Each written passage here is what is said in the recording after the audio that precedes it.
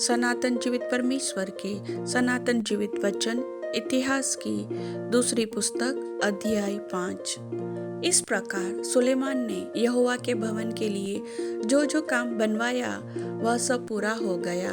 तब सुलेमान ने अपने पिता दाऊद के पवित्र किए हुए सोने चांदी और सब पात्रों को भीतर पहुंचाकर परमेश्वर के भवन के भंडारों में रखवा दिया। तब सुलेमान ने इज़राइल के पुरनियों को और गोत्रों के सब मुख्य पुरुष जो इज़राइलियों के पितरों के घरानों के प्रधान थे, उनको भी यरूशलेम में इस उद्देश्य से इकट्ठा किया कि वे यहोवा की वाचा का संदूक दाऊदपुर से अर्थात सिय्योन से ऊपर ले आए। सब इज़राइली पुरुष 7वें महीने के पर्व के समय राजा के पास इकट्ठा हुए।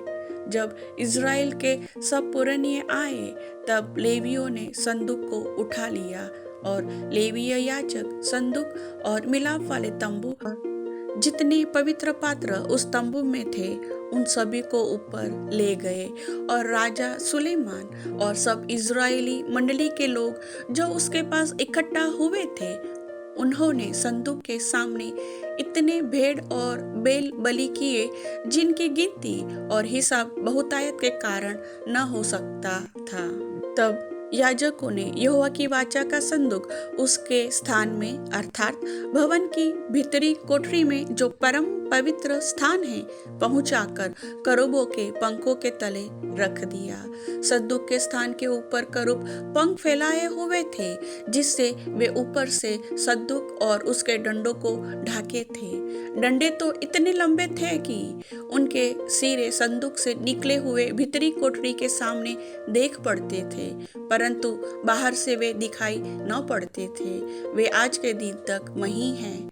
संदूक में पत्थर की उन 2 पटियाओं को छोड़ कुछ न था जिन्हें मूसा ने होरेब में उसके भीतर उस समय रखा जब यहोवा ने इज़राइलियों के मिस्र से निकलने के बाद उनके साथ वाचा बांधी थी। जब याजक पवित्र स्थान से निकले, जितने याजक उपस्थित थे उन सभी ने अपने अपने को पवित्र किया था और अलग अलग दलों में होकर सेवा न करते थे। और जितने लेवीय गायक थे वे सब के सब अर्थात पुत्रों और भाइयों समेत आसाफ, हेमान और यदुतुन सन के वस्त्र पहने झांझ, सारंगिया और वीणाएं लिए हुए वेदी के पूर्व की ओर खड़े थे।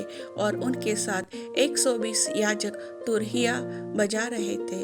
और जब तुरहिया बजाने वाले और गाने वाले एक स्वर से यहोवा की स्तुति और धन्यवाद करने लगे और तुरहिया, झांझ आदि बाजे बजाते हुए यहोवा की यह स्तुति ऊंचे शब्द से करने लगे, वह भला है और उसकी करुणा सदा की है। तब यहोवा के भवन में बादल छा गया और बादल के कारण याजक लोग सेवा टहल करने को खड़े न रह सके, क्योंकि यहोवा का तेज परमेश्वर के भवन में भर गया था। प्रभु वचन के सुनने वाले सभी भाई बहनों को वचन का आशीष दे। आमीन।